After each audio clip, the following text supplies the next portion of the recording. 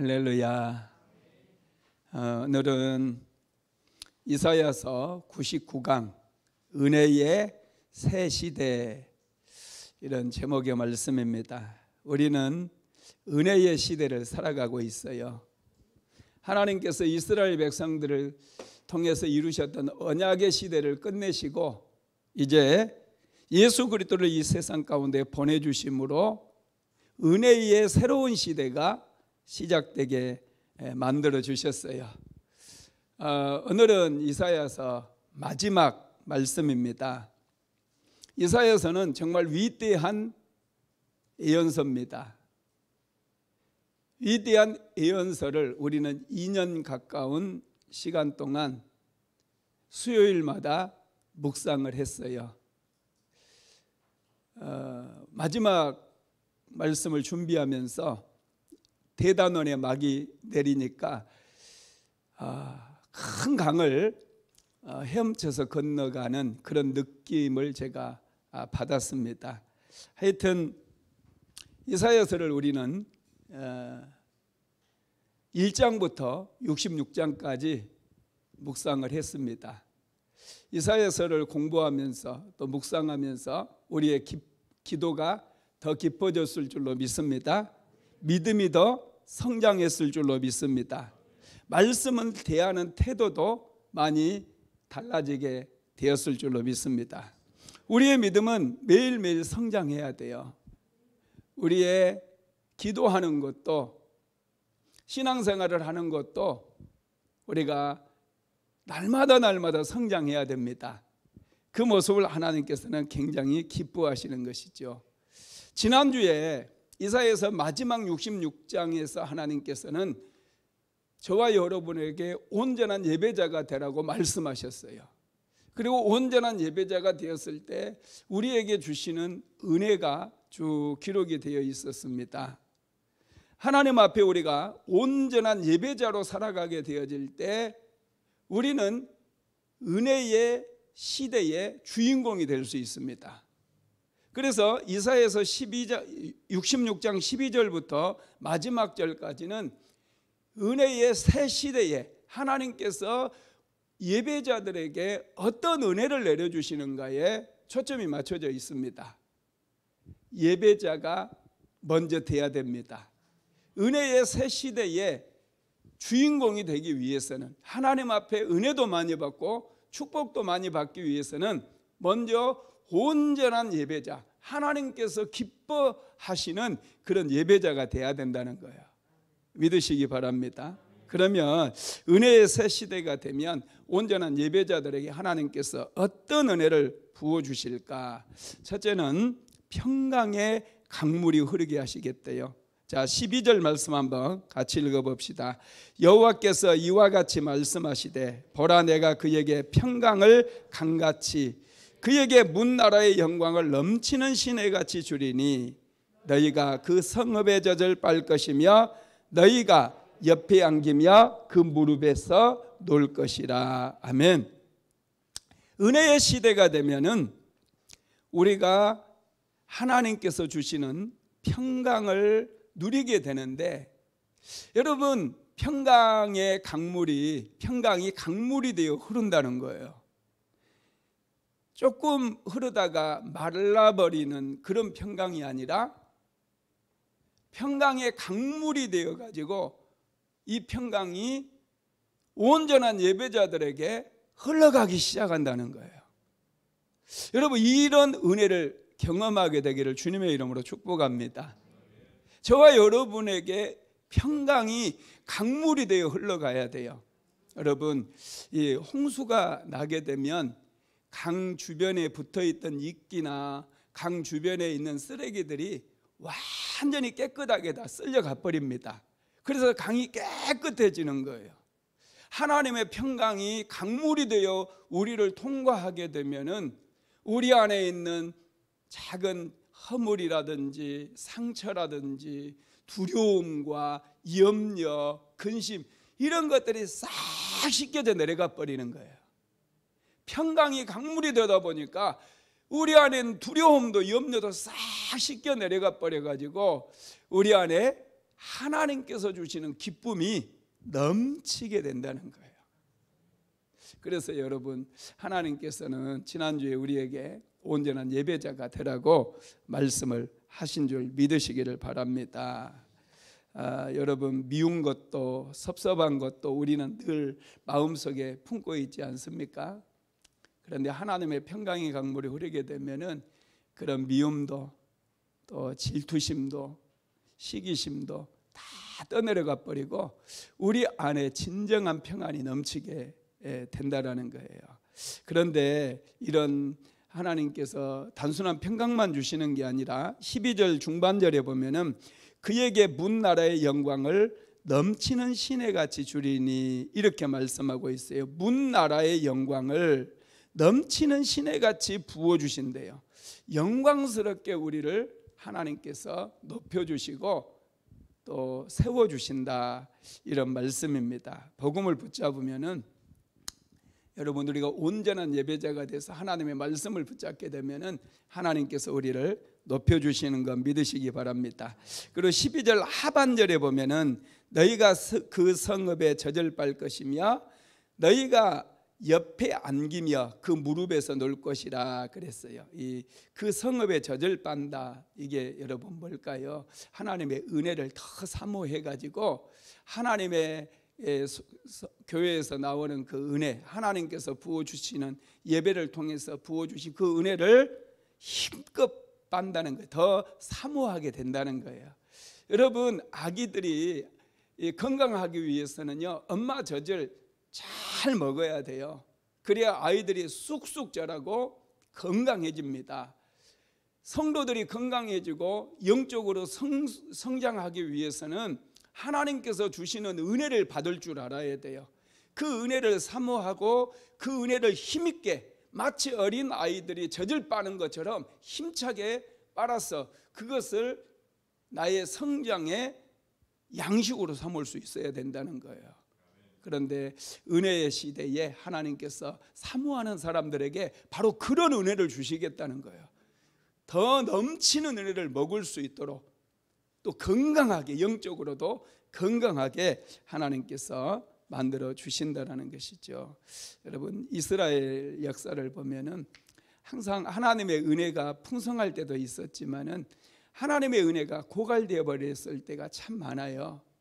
하나님의 은혜가 끊겨 버렸을 때 남왕국 유다도 멸망을 당했잖아요. 백성들은 포로로 끌려가 버렸어요. 모든 걸 다 잃어버리게 되었죠. 그런데 이제 하나님께서는 예수 그리스도를 이 땅에 보내시면서 은혜의 새 시대를 열어주시고 저와 여러분에게 풍성한 은혜를 내려주시는 것 믿으시기 바랍니다. 그래서 이 평강이 강물같이 흐르게 돼요. 여러분, 하나님의 말씀을 붙잡으시기 바랍니다. 똑같은 환경이라 할지라도요, 어떤 사람은 정말 평안을 누리고 기쁨을 누리고 감사하면서 살아요. 그런데 똑같은 환경인데 어떤 사람은 두려워하고 뭔가에 늘 쫓기게 되고 불안하게 살아가는 사람도 있습니다.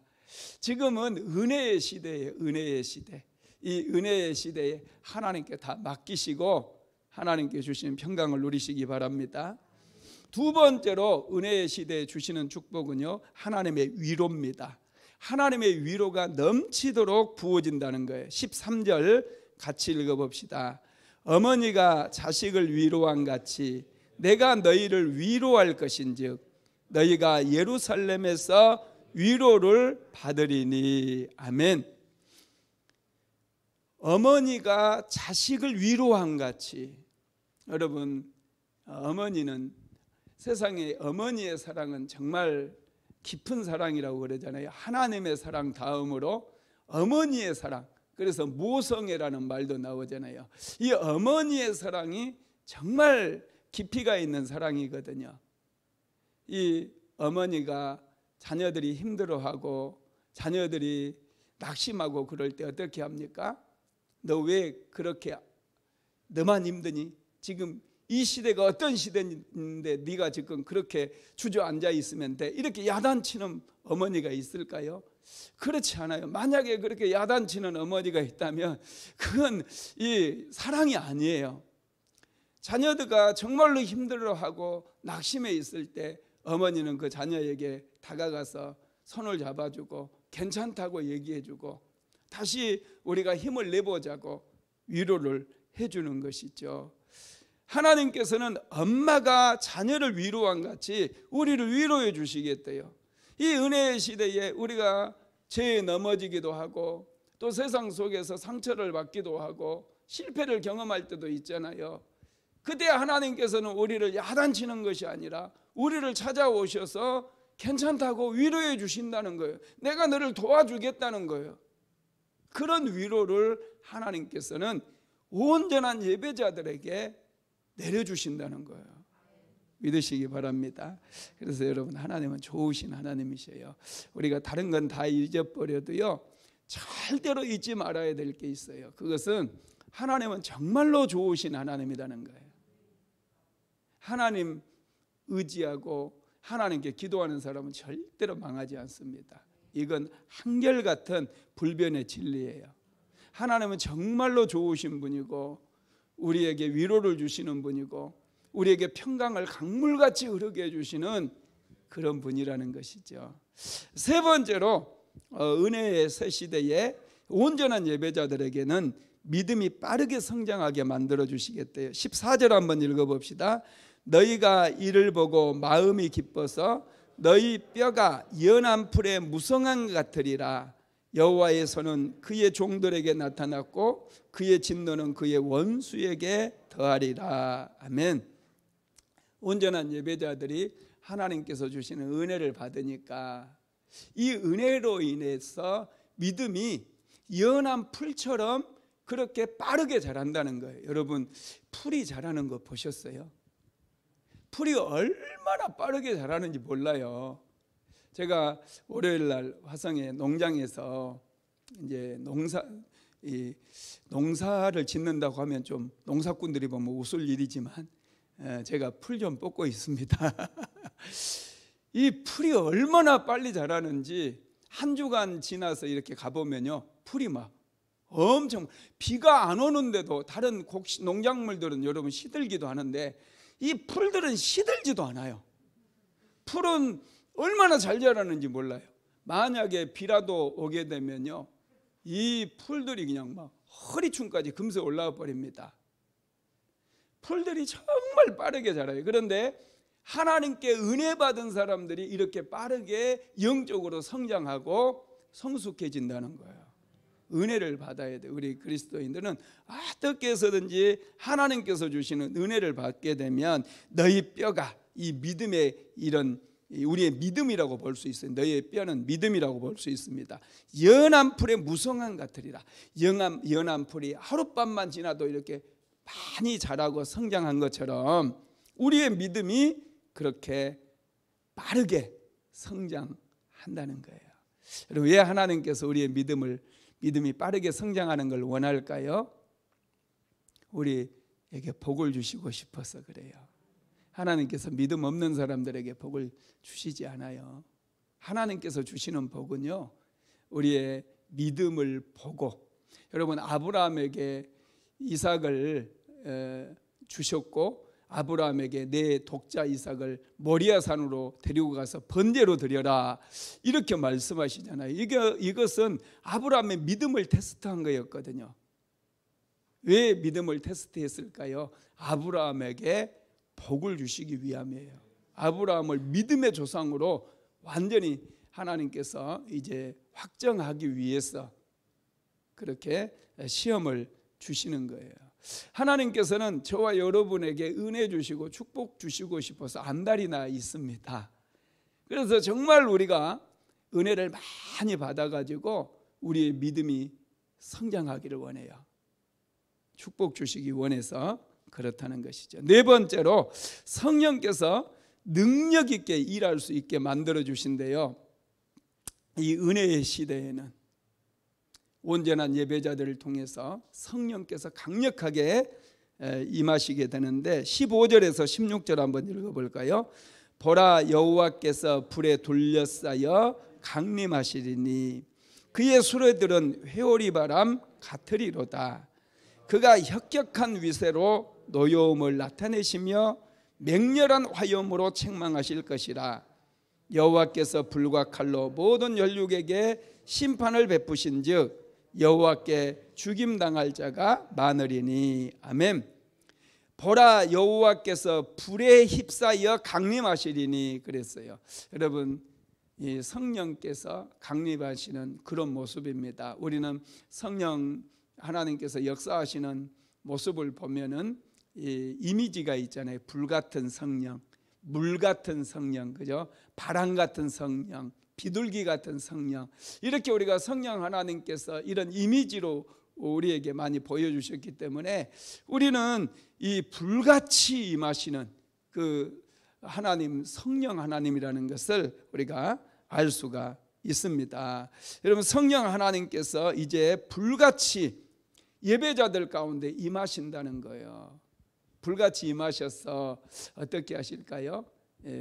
죄가 있는 사람들은 죄가 생각나게 하셔서 빨리 회개하게 만드시고, 또 불같이 임하셔가지고 우리의 부정한 것들, 또 더러운 죄들 다 태워주시고 우리를 깨끗하게 만드시는 그런 일을 하신다는 거예요. 여러분, 이 불 가운데 계신 분이 여호와라고 하는 뜻은 여러분 하나님이시잖아요. 특별히 성령 하나님을 지칭하는 것을 우리가 알 수가 있습니다. 성령 하나님께서는요, 우리의 마음을 새롭게 또 만드시는 분이에요. 우리를 변화시켜 주시는 거죠. 새 사람이 되게 만들어 주셔요. 성령께서는 우리로 하여금 거듭나게 만드시는 그런 분이시잖아요. 그래서 성령이 임하면 마음이 따뜻해지고 마음이 부드러워져요. 저와 여러분도 좀 부드러워져야 돼요. 마음이 따뜻해져요. 그래야지 삶의 아름다운 열매들이 맺혀질 수 있습니다. 거칠게 살면 안 돼요. 딱딱하고 거칠고 그러면 삶의 열매가 맺혀지지 않아요. 아무도 나를 좋아하지 않습니다. 아주 부드럽게, 제가 말씀드리잖아요. 부드러운 가지에서 꽃이 핀다고. 부드러운 가지에서 새싹이 돋아나요. 딱딱한 나무 몸통에서는 절대로 꽃이 피는 법이 없어요. 새싹이 돋아나지를 않아요. 그래서 열매가 맺혀지지 않습니다. 딱딱한 여러분 곳에서는 절대로 열매가 없어요. 차가운 곳에서도 열매가 열릴 수가 없어요. 차가운 겨울에는 풀 한 폭이 나지 않습니다.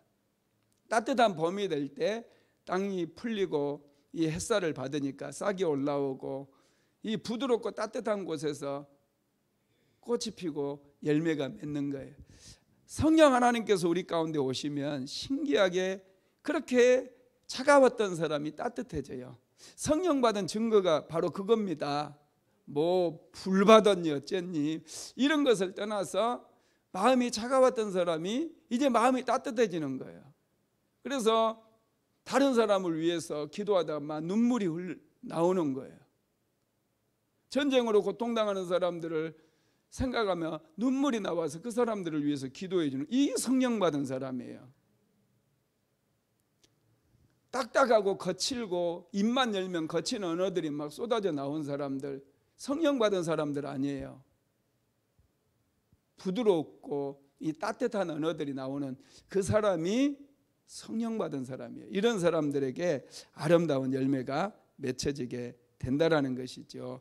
그래서 여러분, 성령께서 지금 오늘 그 15절 16절 우리가 읽었는데요, 성령께서 강림하시면은 그 수레들은 회오리 바람 같으리로다 그러면서 그가 혁혁한 위세로 노여움을 나타내시며 명렬한 화염으로 책망하실 것이라 그랬잖아요. 예수님께서도 여러분 이 책망에 대해서 말씀했잖아요. 보혜사가 오시면은 죄에 대해서, 의에 대해서, 심판에 대해서 세상을 책망하시리라 그랬어요. 그래서 이게 무슨 말이냐면은 다른 말 아닙니다. 이 말씀이 아주 무서운 말씀처럼 들릴 수 있는데 그게 아니고, 아무리 마음이 딱딱하게 굳어있는 사람이라 할지라도 성령께서 역사하시면 마음이 열리기 시작하고 마음이 부드러워진다는 거예요. 할렐루야. 마음이 따뜻해지는 그런 사람이 된다라는 것입니다. 그래서 하나님 앞에 회개하게 되고, 그래서 하나님의 은혜가 임하게 되고 새로운 삶을 살아가게 되는 것이죠. 그런데 스스로 깨와 교만에 속아서 하나님께 돌아오지 않는 사람도 있대요. 이 성령 시대, 은혜의 시대에도 스스로 교만해져 가지고 하나님께로 돌아오지 않는 사람들이 있다고 그러는데, 그 17절에 나와 있거든요. 같이 읽어봅시다. 스스로 거룩하게 구별하며 스스로 정결하게 하고 동산에 들어가서 그 가운데 있는 자를 따라 돼지고기와 가증한 물건과 쥐를 먹는 자가 다 함께 망하리라. 여호와의 말씀이니라. 여기에 보면 스스로 거룩하게 구별했다. 이게 무슨 말 같아요? 뭐 자기가 의로워지기 위해서 뭐 힘쓰고 그저 율법을 지킨다든지 마치 이런 것 같잖아요. 자기를 정결하게 하고. 그런데 이게 무슨 말이냐면 스스로 어떤 종교적인 거룩함을 스스로 만들어내는 거예요. 이게 무슨 말이냐 하면은 이 이단들, 교주가 되는 것들, 스스로 하나님께서 이렇게 은혜의 시대에 교회를 통해서 은혜를 주시고 하나님의 말씀을 통해서 은혜를 주시는데, 그것을 거절하고 자기 스스로 거룩해질 수 있다고 생각하고 자기 스스로 뭔가를 만드는 거예요. 그래서 이단들이 많이 만들어지지 않았습니까? 신천지라든지 뭐 하나님의 교회라든지 그런 이상한 이단들이 많이 만들어졌잖아요. 이 사람들을 지칭하는 거예요. 이 사람들이 동산에 들어가서 그 가운데 있는 자들을 따라 돼지고기와 가증한 물건과 쥐를 먹는 자가 다 함께 망하리라 그랬어요. 여기서 돼지고기를 먹는 것만을 얘기하는 게 아니라, 이 돼지 머리 가지고 뭘 해요? 사람들이 고사 지내잖아요. 이 고사 지내는 걸 얘기하는 거예요. 돼지 머리 앞에 비나이다 비나이다 이렇게 얘기하는 사람들, 그리고 이 쥐를 섬기고. 인도에 가면 여러분 얼마나 많은 그 신들이 있습니까? 일본에도요, 일본만 해도 한 3억 개의 신이 있대요. 쥐도 막 섬깁니다. 이 사람들은 쥐 앞에서 빌고 뭐 이런들, 여러분 무슨 그게 의미가 있겠습니까? 결국에는 하나님께서 뭐라고 말씀하셔요? 다 함께 망하리라 그랬어요. 그들은 그걸로 인해서 다 망하게 된다는 거예요. 우리는 스스로 구별한다고 해서 거룩해질 수가 없어요.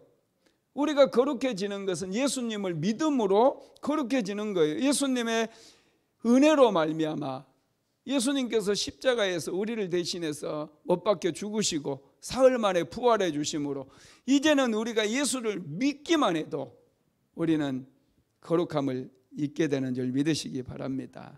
그래서 여러분, 이렇게 우리가 예수를 믿게 된 것도요, 어떤 면에서 보면은 이 성령께서 인도해 주셨기 때문에 우리가 예수를 믿게 된 거예요. 성령의 역사가 아니면 우리가 바른 길을 찾을 수가 없거든요.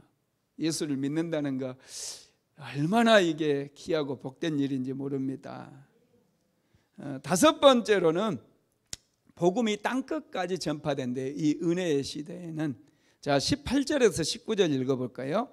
내가 그들의 행위와 사상을 아노라. 때가 이르면 문나라와 언어가 다른 민족들을 모으리니 그들이 와서 나의 영광을 볼 것이며, 내가 그들 가운데서 징조를 세워서 그들 가운데에서 도피한 자를 여러 나라 곧 다시스와 뿔과 활을 당기는 룩과 및 두발과 야왕과 또 나의 명성을 듣지도 못하고 나의 영광을 보지도 못한 먼 섬들로 보내더니 그들이 나의 영광을 문나라에 전파하리라. 아멘. 여러분, 내가 그들의 행위와 사상을 아노라 그랬잖아요. 여기서 그들의 행위와 사상이 뭡니까? 이게 마귀의 행위와 이 마귀의 사상을 얘기해요. 이것은 하나님의 어떤 복음을 얘기하는 것이 아니라 이 사탄의 행위와 사상을 말합니다. 사탄은 사람들의 눈을 가려서 어떻게 해서든지 하나님을 알지 못하게 만들고 우상을 섬기게 하는 게 사탄의 목표이지 않습니까? 그런데 이제 하나님께서는 온 세상에 복음을 보내시겠다는 거예요. 그래서 모든 사람이 하나님의 영광을 보게 될 거라고 그랬어요. 때가 이르면 그랬잖아요. 18절에 때가 이르면 문 나라와 언어가 다른 민족들을 모으리니 그들이 와서 나의 영광을 볼 것이요. 문 나라와 다른 민족들을 하나님께서 모으실 뿐만 아니라 그들이 하나님의 영광을 보게 한다는 거예요. 그 다음에 내가 그들 가운데 징조를 세워서 그들 가운데에서 도피한 자를 여러 나라 곧 다시스와 뿔과 활을 당기는 룩과 및 두발과 야왕과 또 나의 명성을 듣지 못하고 나의 영광을 보지 못한 먼 섬들로 보내리니 그랬어요. 여러분, 먼 섬은 예루살렘에서 멀리 떨어진 이방 나라들을 총칭해서 가리키는 그런 말씀입니다. 이사야서에서 계속해서 반복해서 나왔잖아요. 먼 섬들, 하나님을 알지 못해 멀리 떨어져 있어서 하나님을 알지 못하는 그 사람들에게 누구를 보낸다고 그랬어요? 이 다시스와 그 다음에 뿔과 활을 당기는 룩과 두발과 야완 이런 나라들을 보내겠다는 거예요. 그러면 여러분, 이 나라들이 도대체 어떤 나라냐? 다시스는 스페인이라는 것 잘 아시죠? 다시스는 스페인을 얘기하고요. 뿔은 사하라 사막 밑에 있는 리비아를 얘기해요. 그리고 활을 당기는 룻은 아프리카 북아프리카의 부족들을 얘기하고 두발은 터키, 그리고 야완은 그리스를 얘기합니다. 여러분, 이곳이 어떤 곳이냐면 이곳이 초대교회에 여러분 예수님의 제자들이 가가지고 선교했던 그런 지역이에요. 사도들이 가가지고 선교했던 그런 지역의 사람들입니다. 이 사람들을 이제 은혜의 시대에 하나님께서 먼 나라까지 다 보내겠다는 거예요. 그래서 초대교회 때 여러분 이 지역에 복음이 전파되었고 이 사람들을 통해서 하나님께서 오늘날 이 대한민국에까지 복음이 들어오게 만들어 주신 거예요. 은혜의 시대에는 복음이 땅끝까지 전파될 것이다, 이렇게 말씀을 하고 있는 것이죠. 하나님께서는 이렇게 이방인들이 복음을 받을 때, 이 전도를 받고 이방인들에게 복음이 전해질 때 너무나 귀하게 보시고요, 그들에게 복을 주시는데, 자 20절에서 21절도 읽어볼까요? 나 여호와가 말하노라. 이스라엘 자손이 예물을 깨끗한 그릇에 담아 여호와의 집에 드림같이 그들이 너희 모든 형제를 문 나라에서 나의 성산 예루살렘으로 말과 수레와 교자와 노새와 낙타에 태워다가 여호와께 예물로 드릴 것이요 나는 그 가운데서 택하여 제사장과 레위인을 삼으리라. 여호와의 말이니라. 이 말씀을 한번 자세히 묵상해 보세요. 나 여호와가 말하노라 그러면서 이스라엘 자손이, 이건 구약 시대를 얘기해요.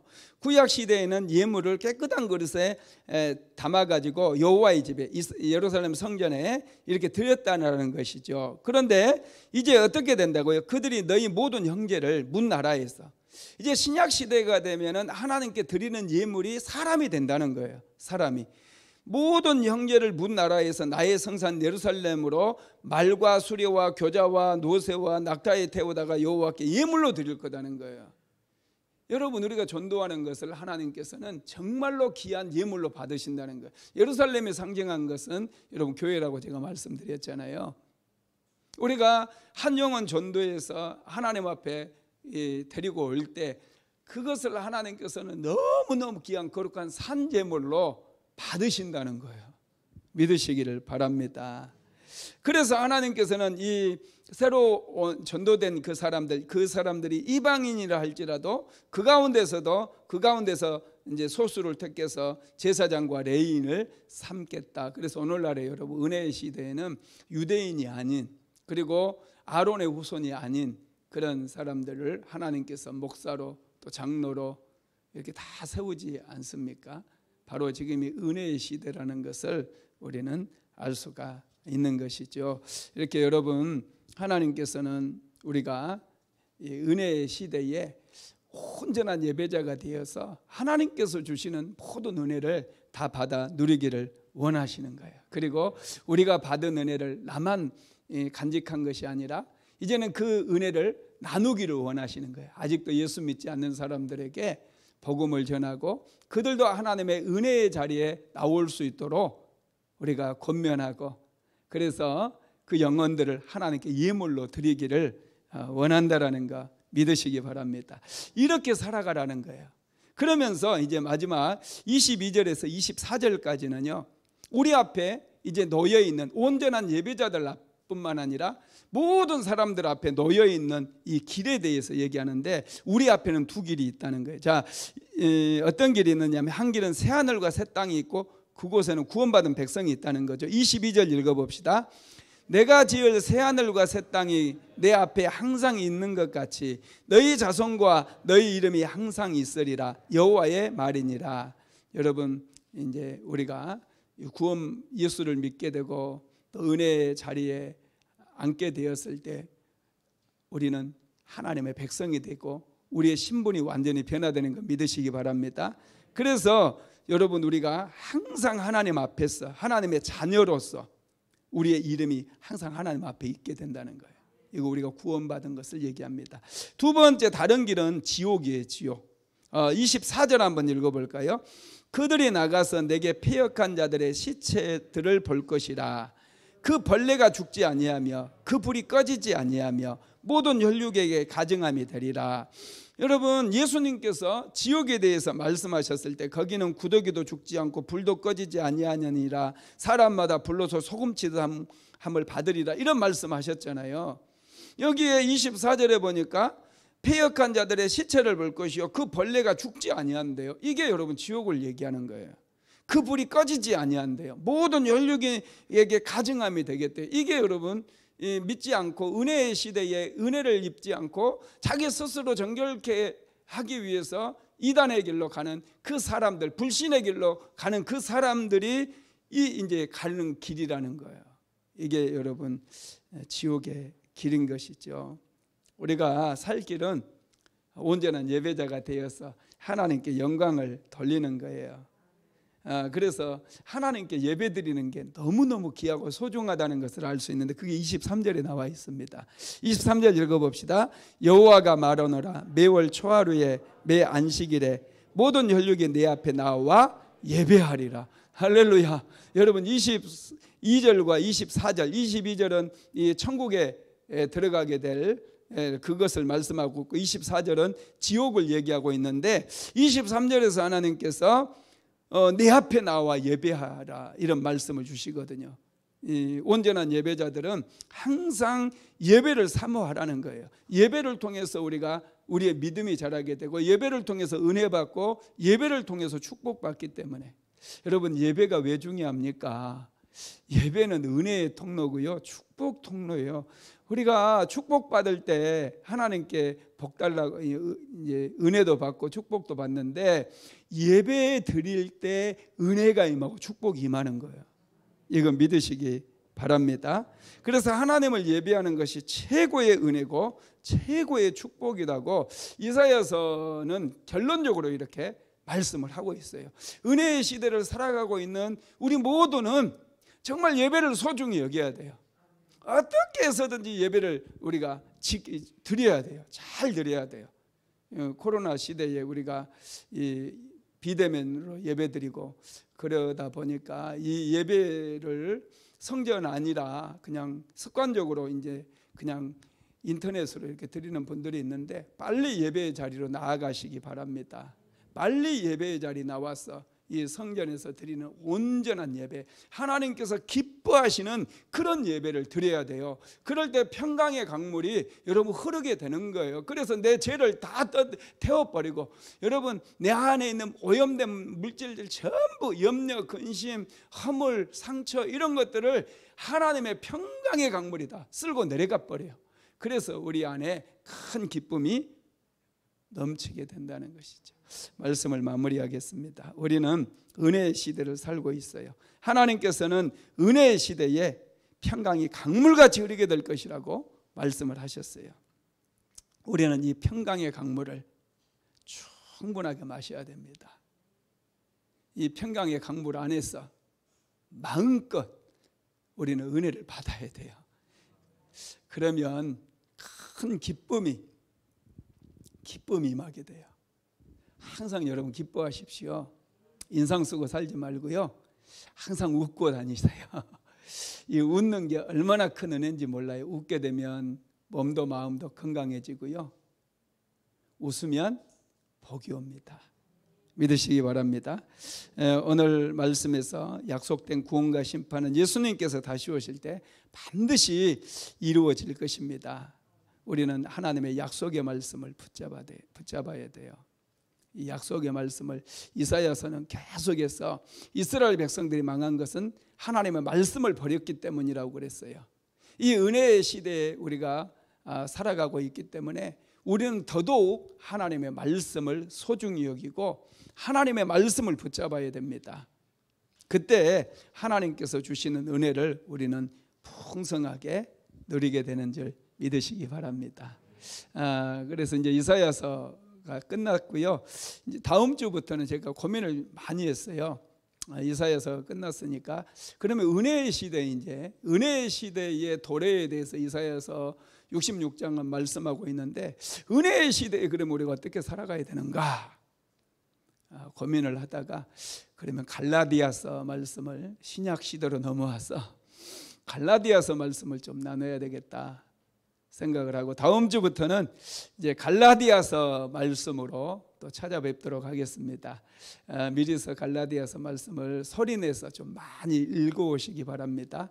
소리내서 반복해서 읽다 보면은 하나님의 은혜가 풍성하게 부어지게 되고 또 이 시대에 말씀하시는 하나님의 음성을 들을 뿐만 아니라 목사님의 설교를 들을 때에 그 말씀이 살이 되고 그 말씀이 또 은혜가 되고 축복이 될 줄로 믿습니다.